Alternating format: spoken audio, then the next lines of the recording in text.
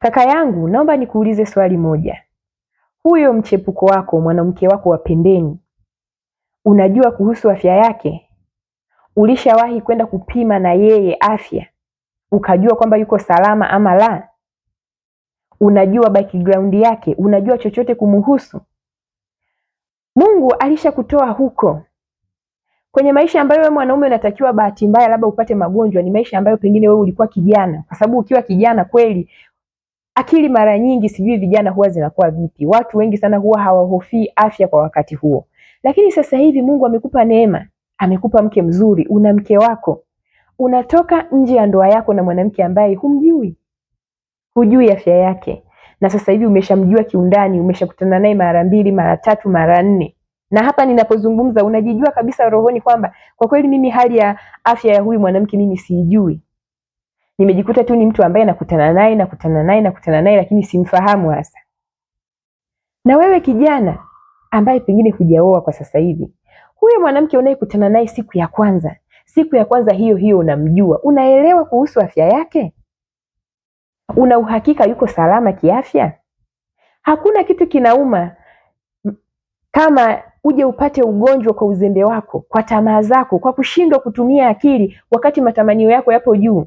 Mimi niwaambie tu ukweli wanaume, kizazi cha sasa hivi tulicho nacho, kiukweli, hutakiwi kumwamini mtu usiyemjua. Umemkuta tu mwanamke unamparania tu, na wewe mwanamke unakubali vipi kukutana na mwanaume ambaye pia humjui? Hujui kuhusu historia yake, huelewi chochote kuhusu afya yake, hujui usalama wa afya yake. Ikitokea leo hii unajikuta umepata ugonjwa, utajisikiaje? Ikiwa wewe kwa matamanio yako tu ulishindwa kukaa chini ukataka kufahamu kuhusu huyu mtu, unakutana naye mtu vipi bila kufahamiana naye? Wewe mwanaume umeacha mke wako nyumbani, leo hii unahangaika na mwanamke, huko kwenye maisha yako ya ulevi, uko baa, umekunywa, umelewa, unakutana na mwanamke unaondoka nalo, hulijui hata likoje. Kwa bahati mbaya kwenye akili yako ya pombe wala hufikiri chochote. Matokeo yake unakuja kushtuka tayari umeshamjua huyu mwanamke kiundani, humjui afya yake, hujui chochote kuhusu yeye. Na kwa bahati mbaya ni afadhali iwe ni mara moja, lakini kuna baadhi yenu inafika wakati mnaingia mpaka kwenye mahusiano na hao watu bila kuwajua. Humjui.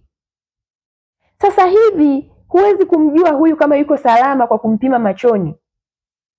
Na wewe kama ni mume wa mtu, sasa hivi uko kwenye maisha yako ya ndoa, una mke wako, ndio unaanza kupata maambukizi sasa hivi. Wewe inaonekana sasa hivi una ugonjwa na unajijua ulikuwa mzima. Akili yako inarudi, unakumbuka ni yule mwanamke niliyemchukua sehemu fulani. Ni yule mwanamke tuliyekutana sehemu fulani. Ni yule mwanamke nisiyemjua nilikuwa naye kwenye mahusiano. Kuna watu mnakaa kwenye mahusiano na wanawake miezi 3, 4, hamjui chochote kuhusu afya zao. Inafika wakati mnaanza kukubaliana tu, kila mtu anajiachia, hajui kuhusu mwenzie. Unajua hakuna kitu ambacho kinaleta ujinga kwenye maisha kama mihemko, matamanio. Yaani wewe kama mwanaume kiukweli, matamanio yako chunguza sana. Kuna watu matamanio yao yamewaponza, wamejikuta ni mtu ambaye ana familia yake, inafika kipindi anajikuta yeye alienda huko kuyatafuta na akayapata. Anakuja kugundua yale matamanio yangu yaliniponza. Wewe kijana leo hii huna hata familia, hujajiingiza hata kwenye maisha ya ndoa, unakutana na binti humjui vizuri, kwa sababu tu ni mrembo usoni tayari unaenda kukutana naye. Unamfahamu kiundani, mmekutana siku ya kwanza, mmekaa wiki tu kwenye mahusiano, mmekaa mwezi tu kwenye mahusiano, humjui. Utajisikieje siku uje kujua kwamba kumbe mwenzako alikuwa anajua kwamba ana hali fulani alikuficha? Sasa hivi tulipofika, baadhi ya watu sio wawazi. Mtu anataka akae pale, akae kimya, siku ikitokea umepatikana na hiyo hatia akusingizie wewe kwa sababu wewe ni mwanaume, maisha yanaishia pale. Leo hii wewe mwanamke unakutana na mwanaume huko, hujui hali yake, anakuonga mapesa, anafanyeje, wewe unakenua, unachekelea, kumbe mwenzako anajua anachokifanya. Mtu ana kisasi chake, anaamua tu kuwa anataka kutoka na kila mwanamke. Wewe unafikiri amekuja kwako wewe ndo wa kwanza, kumbe ana wanawake wengine pia huwa anatembea nao, ni mtu wa hovyo. Sana mimi kinachonishangaza ni wanaume mliooa. Kwa nini ujiingize kwenye mahusiano na mwanamke usiyemjua kiundani? Unajua hakuna kitu kigumu kama wewe mwanaume ambaye umeoa kutoka kwenda nje kumwambia mwanamke mwingine tukapime afya. Hicho kitu ni kizito sana, ni kigumu, na baadhi ya wanaume wengi, nina uhakika kubwa ya wanaume ambao wako kwenye maisha ya ndoa hawafanyi hicho kitu, na michepuko yao hawafanyi. Wewe kaa chini, tafakari. Hivi leo kwa mfano nakutana na huyu mtu nakutana na huyu mwanamke, ndio ni mzuri wa sura, ndio ana shepu nzuri, ndio ana rangi nzuri, kumbe mwenzangu kwa ndani sio mzima, ana changamoto ya kiafya. Nije kujua huko mbele nitajisikiaje? Hushtuki, umekaa kwenye mahusiano wiki 2, umekaa kwenye mahusiano mwezi, sasa hivi una miezi 3. Wewe mwanaume wa mtu sasa hivi uko kwenye movement, unampangia huyo mwanamke chumba, hujui chochote kuhusu afya yake. Hakuna unachokifahamu. Mke wako hana hatia, yuko nyumbani, ametulia, haelewi kama wewe una mambo yako unayoyafanya huko nje. Anakuheshimu kama mumeo. Anakuheshimu kama mumeo vizuri kabisa. Hajui kama wewe kuna vitu vya kijinga huku unavifanya. Kuna wanawake walikuja kujigundua kipindi wanaenda kupima ujauzito, kwa sababu sisi wanawake kwenye hali za ujauzito inatakiwa upime afya, hiyo ni lazima. Mtu anapimwa afya, anaambiwa uko 1, 2, 3. Hajatarajia hicho kitu. Anashangaa, mbona kwa mtoto wangu wa pili nilikuwa salama? Mbona juzi tu nilikuwa salama? Mbona nina miaka 3 tu hapo nilikuwa salama? Akijichunguza, mbona mimi sijawahi kutoka nje ya ndoa yangu? Nini kinaendelea? Wewe mwanaume umemletea mke wako. Ulikutana na mwanamke humjui vizuri, ukaenda kukutana naye. Na nina uhakika hapa ninapoongea, wanaume wengi sana mpo kwenye hiyo michezo ya hatari. Unakutana na mwanamke usiyemjua. Sasa hivi umejiachia, umejisahau, huwazi chochote. Siku utakapoenda kuambiwa iko 1, 2, 3 ndio unaanza, ningejua, ningetulia na ndoa yangu, ningefanya hiki. Lakini leo hii ukisikia watu wanakwambia wanaume kawaida, wanaume kuwa na matamanio ni kawaida, sisi ni wanaume bwana. Huo sio wanaume. Kukutana na mtu ambaye humjui, ukaamua kukutana naye kimwili, humfahamu, hujui historia yake, hujui afya yake, kwa nini ujihatarishe? Kwa sababu hapo unajihatarisha, unakutana na mtu ambaye hata background yake hujui. Kuna watu mnakutana na wanawake ambao pengine anakudanganya hata kwamba ana mtoto. Mtu anakwambia mimi ni binti, kumbe alikotoka na watoto 3. Kumbe ana watoto 4, kumbe ana watoto 5, amekuficha. Unampangia chumba, unafanya nini? Ana siri zake nzito amezificha. Kumbe anakuficha hata watoto na ana siri nzito zaidi ambayo wewe hujui. Najua wanaume wengi sana mnafanya hayo mambo. Kama wewe unaupata huu ujumbe mapema, jitahidi sana kufikiria, kutumia akili kipindi hisia zako ziko juu.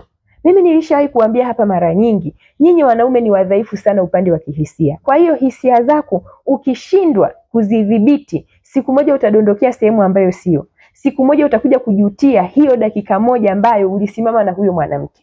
Utakuja kujutia zile sekunde 30 ambazo ulitumia kumtazama huyo mwanamke ukavutiwa naye. Zitakufanya ujutie na utatamani kurudisha muda nyuma, ukatae kile kilichotokea na utakuwa huwezi. Kuna wanaume wengi sana wanaishi maisha ambayo ndani yao wana hatia. Anajikuta amemuingiza mke wake kwenye kitu ambacho hakuwa nacho. Na akwambia tu ukweli. Sasa hivi wewe unavyofanya hayo mambo, huwezi kuwaza vitu vingi. Huwezi kuwaza kesho yako, huwezi kuwaza kwamba itakuwaje, huwezi kuwaza kwamba kikitokea hiki. Wewe unaangalia tu kitu unachofaidika kutoka kwa huyo mwanamke. Unaangalia tu raha ya muda mfupi unayoipata kwa huyo mwanamke, lakini unashindwa kufikiria matokeo yakiwa mabaya nitafanya nini? Kwa sababu mimi nakwambia ukweli, unafanya hayo mambo ukiwa shujaa, kwa sababu hayajakupa athari. Wako wenzio walipewa athari na hayo mambo, wengine waliishia kujisikia vibaya wakashindwa hata kuishi muda mrefu. Na wengine walichagua kujiua kabisa. Huwezi kuamini hivi vitu vipo. Na wengine wao wamechagua kuwa watu wanaolipiza visasi. Kile kilichomkuta yeye na ndoa yake ilifika mwisho, sasa hivi ni mtu wa kuchukua kila mwanamke. Na wewe huyo mchepuko wako unayemchukua leo hii ni mmoja wapo ambaye alipitia kwa huyo mwanaume ambaye ana kisasi huko. Kashapewa na yeye hilo zigo, hajui. Pengine na yeye hajui, anakwambia, yani unajua kuna ujinga fulani kwenye hayo mahisia ya matamanio. Mimi nakuamini. Unamwaminije mtu kwa macho? Haya mambo sasa hivi tumesahau sana, watu wakichunguzi, watu watuzungumzii. Kiukweli hakuna mtu ambaye anazungumzia kwa ubaya kwamba tunazungumzia kwa ubaya. No, tunajaribu kukumbushana kwamba tahadhari ni muhimu. Afya zetu kuzilinda ni muhimu. Tusiwe watu ambao tunajisahau, tusiwe watu tunaojiachia. Leo hii wewe mwanamke, mume wako amekuchiti, una hasira. Unaamua kutoka kwenda kumlipiza mumeo kisasi na mwanaume mwingine. Huyo mwanaume humjui. Huwezi kuwa na amri ya kumwambia kwamba tufanye hiki na hiki. Wewe ukifika huko na hasira zako, umefocus, unataka kulipiza kisasi. Itakuwaje hicho kisasi chako kikukuletea athari? Siku unaambiwa una ujauzito, kama kawaida sisi wanawake kwenye ujauzito tunabananishwa, unaenda kupimwa, unaambiwa mama, hali yako iko 1 2 3. Utajisikieje? Ikiwa wewe mwenyewe ulikuwa unafanya vitu kijinga, hasira zako zinakuja kukupa hasara. Na haya mambo sio kwamba tunazungumza tu, wapo watu ambao yamewakuta. Wako watu ambao yamewakuta hayo mambo. Leo hii unaweza kusikia mimi nazungumzia hapa ukapuuzia, lakini kesho ukaja kulia. Unanyanyuka mbio kwenda kumlipiza mtu kisasi. Una uhakika utajua kutembea kama yeye alivyotembea? Sio kwamba tunatetea usaliti, lakini wewe pia unapofanya kitu, angalia hicho kitu kinakufaidisha wewe kwa kiasi gani. Isije ikawa unafanya kitu ambacho kinahatarisha maisha yako wewe mwenyewe. Unatoka nyumbani, unapanda bodaboda, unaenda kukutana na hilo mwanaume hulifahamu, ni kwa mara ya kwanza, labda hilo mwanaume lilikuwa linakutongoza mara kwa mara, unaamua kwenda kukutana nalo huko. Na hilo mwanaume pengine linajijua kabisa kwamba mimi ndo hivyo tena. Linaamua tu kukulazimisha hivyo hivyo, haumfahamu, anakujua kiundani mkiwa hamjafanya chochote, hujui kuhusu afya yake, hujui background yake, hujui tabia zake. Unakuja kushtuka baada ya kuwa umepata athari. Kaka zangu, mimi naomba niwaambie tu kweli. Kuna vitu kwenye maisha yako usipokuwa navyo, unaweza usichukulie umakini sana kujilinda kuto kuvipata hivyo vitu. Lakini siku utakavyovipata ndio unaanza kusema ningejua. Kabla ya wewe kufika kwenye ninge, rekebisha sasa hivi.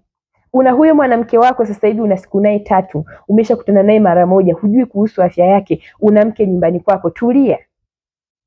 Isije karma ikaingilia hapo ukakutana na kitu kizito. Ukakutana na kitu ambacho kitakufanya uishi maisha yako kwa majuto. Ukaanza kuifikiria hiyo dakika moja ambayo ulisimama na huyo mwanamke ukajilaumu. Sijui kama unanielewa. Wewe kaka ambaye huna hata familia, mabinti wenye shepu na sura nzuri ni wengi sana. Na sasa hivi sura wala shepu hazionyeshi hali ya mtu. Huwezi kujua huyu anaumwa kwa kumwangalia. Huwezi kujua huyu ana hali gani kiafya kwa kumtazama. Hujui. Leo hii unaenda unapalamia. Historia ya maisha yako yote inaharibika kuanzia hapo. Tamaa zako zinakuponza. Ujana unakuingiza pabaya. Kuwa makini sana na hivi vitu. Wewe mwanaume uliyeoa tayari, wakati mwingine kutulia na familia yako ni muhimu. Sasa hivi mambo ni mengi sana huko nje, lakini baadhi ya wanaume mmekuwa hivi vitu hamzingatii kwa sababu mnaendekeza matamanio. Mpaka siku hayo matamanio yatakapowafikisha pabaya ndio mnakuja kutulia. Ndio unakuja kuanza kujilaumu. Kwa bahati mbaya mkeo anajua anavunja ndoa. Unaishia kuwa mtu wa hovyo wa kutupwa. Mtu ambaye unakaa na wanawake wengi kulipiza kisasi kwa mambo ambayo wewe mwenyewe uliyatafuta kwa tamaa zako, kwa kushindwa kujitambua, kwa kushindwa kutumia akili. Unamuona tu mwanamke, unavutiwa naye, humfahamu, humjui. Umeenda kukutana naye na kuamini. Unamwamini, wewe unamfahamu? Unajua historia yake? Una uhakika kiafya yupo salama? Una uhakika hana tatizo lolote la kiafya? Kuna vitu kwenye maisha usipovipata, yani utakuwa upo unajiachia sana, lakini siku itakapofikia na wewe sasa ndio kipo mwilini mwako, kuna namna utajisikia. Kuna namna utatamani kurudisha muda nyuma. Na kuna namna wewe mwanaume uliyeoa utajiona mjinga sana, kwa sababu mimi naomba nikwambie, maisha pekee ambayo yanatakiwa kukupa hatari sana kwako wewe mwanaume ni maisha ya ujana. Maisha ya ujana ndio maisha ambayo yanatakiwa kukupa wewe hatari, kwa sababu kwenye ujana kuna mambo mengi. Ikifika kipindi wewe umeshakuwa kwenye maisha ya ndoa, jichunge sana. Kila unapotoa mguu wako na kukanyaga, angalia vizuri. Usije ukaja kuteketea huku ambako ulishaepuka. Ulishavuka kwenye hicho kikombe, sasa hivi uko kwenye maisha ya kawaida, ukajikuta ndio sasa hivi unapiga hatua vibaya. Wakati kipindi cha kupiga hatua vibaya kilikuwa ni ujanani. Kama sasa hivi hili neno limekugusa na unajua kabisa kuna mtu ambaye uko naye kwenye mahusiano, hujui afya yake, hujui chochote, na kwa bahati mbaya hata mara moja ulishakutana naye, ndugu yangu, kaa chini, jitafakari vizuri. Je, unachokifanya kitakuletea faida au hasara?